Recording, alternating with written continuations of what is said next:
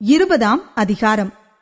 அந்நாட்களில் ஒன்றில் அவர் தேவாலயத்திலே ஜனங்களுக்கு உபதேசித்து சுவிசேஷத்தை பிரசங்கித்த போது பிரதான ஆசாரியரும் வேத பாரகரும் மூப்பரும் அவரிடத்தில் கூடி வந்து, நீர் எந்த அதிகாரத்தினால் இவைகளைச் செய்கிறீர்? இந்த அதிகாரத்தை உமக்கு கொடுத்தவர் யார்? அதை எங்களுக்குச் சொல்லும் என்றார்கள். அவர்களுக்கு அவர் பிரதியுத்தரமாக, நானும் உங்களிடத்தில் ஒரு காரியத்தை கேட்கிறேன், அதை எனக்குச் சொல்லுங்கள். யோவான் கொடுத்த ஸ்நானம் தேவனால் உண்டாயிற்றோ மனுஷரால் உண்டாயிற்றோ என்று கேட்டார். அவர்கள் தங்களுக்குள்ளே யோசனை பண்ணி, தேவனால் உண்டாயிற்று என்று சொல்வோமானால் பின்னை ஏன் அவனை விசுவாசிக்கவில்லை என்று கேட்பார். மனுஷரால் உண்டாயிற்று என்று சொல்வோமானால் ஜனங்களெல்லாரும் யோவானை தீர்க்கதரிசி என்று எண்ணுகிறபடியினால் நம்மேல் கல்லெறிவார்கள் என்று சொல்லி, அது யாரால் உண்டாயிற்றோ எங்களுக்கு தெரியாது என்று பிரதியுத்தரம் சொன்னார்கள். அப்பொழுது இயேசு, நானும் இன்ன அதிகாரத்தினால் இவைகளைச் செய்கிறேன் என்று உங்களுக்குச் சொல்லேன் என்றார். பின்பு அவர் ஜனங்களுக்கு சொல்லத் தொடங்கின உவமையாவது, ஒரு மனுஷன் ஒரு திராட்சத் தோட்டத்தை உண்டாக்கி அதை தோட்டக்காரருக்கு குத்தகையாக விட்டு நெடுநாளாக புறதேசத்துக்கு போயிருந்தான். அந்த தோட்டக்காரர் திராட்சத் தோட்டத்தின் கனிகளில் தன் பாகத்தை கொடுத்து அனுப்பும்படி பருவகாலத்திலே அவர்களிடத்தில் ஒரு ஊழியக்காரனை அனுப்பினான். அந்த தோட்டக்காரர் அவனை அடித்து வெறுமையாக அனுப்பிவிட்டார்கள். பின்பு அவன் வேறொரு ஊழியக்காரனை அனுப்பினான். அவனையும் அவர்கள் அடித்து அவமானப்படுத்தி வெறுமையாக அனுப்பிவிட்டார்கள். அவன் மூன்றாந்தரமும் ஒரு ஊழியக்காரனை அனுப்பினான். அவனையும் அவர்கள் காயப்படுத்தி துரத்திவிட்டார்கள்.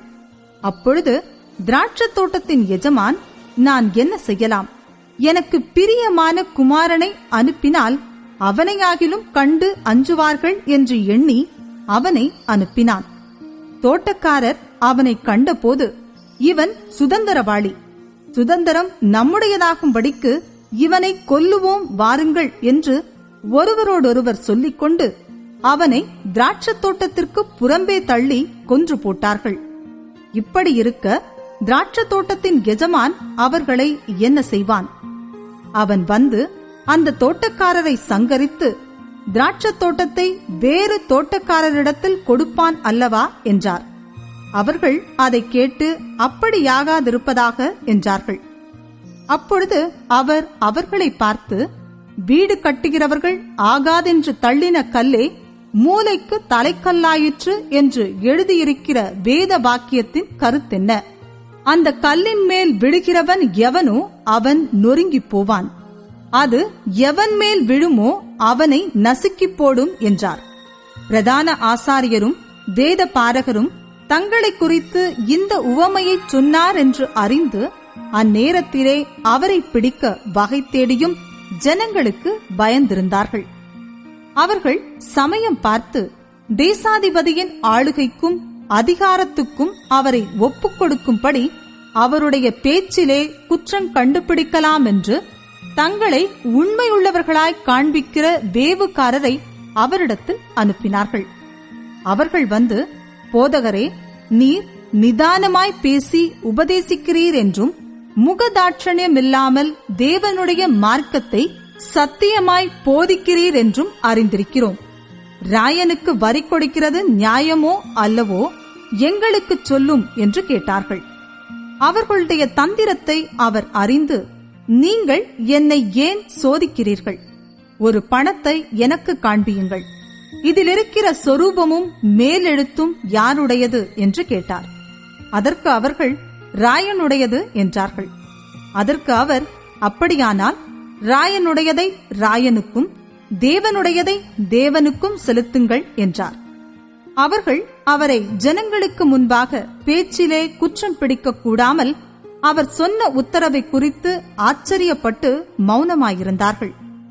உயிர்த்தெழுதல் இல்லை என்று சாதிக்கிற சதுசேயரில் சிலர் அவரிடத்தில் வந்து, போதகரே, ஒருவன் மனைவியையுடையவனாயிருந்து பிள்ளையில்லாமல் இறந்து போனால் அவனுடைய சகோதரன் அவன் மனைவியை விவாகம் பண்ணி தன் சகோதரனுக்கு சந்தானம் உண்டாக்க வேண்டும் என்று மோசே எங்களுக்கு எழுதி வைத்திருக்கிறாரே.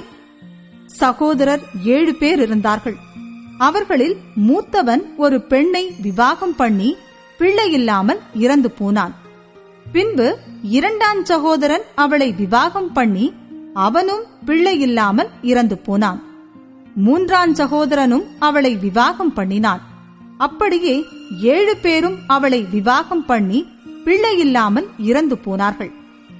எல்லாருக்கும் பின்பு அந்த ஸ்திரீயும் இறந்து போனாள். இவ்விதமாய் 7 பேரும் அவளை விவாகம் பண்ணியிருக்க, உயிர்த்தெழுதலில் அவர்களில் எவனுக்கு அவள் மனைவியாயிருப்பாள் என்று கேட்டார்கள். இயேசு அவர்களுக்கு பிரதியுத்தரமாக, இந்த பிரபஞ்சத்தின் பிள்ளைகள் பெண் கொண்டும் பெண் கொடுத்தும் வருகிறார்கள். மறுமையையும் மரித்தோரிலிருந்தெழுந்திருக்குதலையும் அடைய பாத்திரராக எண்ணப்படுகிறவர்களோ பெண் கொள்வதுமில்லை, பெண் கொடுப்பதுமில்லை. அவர்கள் இனி மரிக்கவும் மாட்டார்கள். அவர்கள் உயிர்த்தெழுதலின் பிள்ளைகளானபடியால் தேவதூதருக்கு ஒப்பானவர்களுமாய் தேவனுக்கு பிள்ளைகளுமாய் இருப்பார்கள். அன்றியும் மரித்தோர் எழுந்திருப்பார்கள் என்பதை மோசேயும் முட்செடியை பற்றிய வாசகத்தில் காண்பித்திருக்கிறார். எப்படியெனில், கர்த்தரை ஆபிரகாமின் தேவன் என்றும் ஈசாக்கின் தேவன் என்றும் யாக்கோபின் தேவன் என்றும் சொல்லியிருக்கிறார். அவர் மரித்தோரின் தேவனாயிராமல் ஜீவனுள்ளோரின் தேவனாயிருக்கிறார். எல்லாரும் அவருக்கு பிழைத்திருக்கிறார்களே என்றார். அப்பொழுது வேத பாரகரில் சிலர் அதை கேட்டு, போதகரே, நன்றாய் சொன்னீர் என்றார்கள். அதன் பின்பு அவர்கள் அவரிடத்தில் வேறொன்றும் கேட்க துணியவில்லை.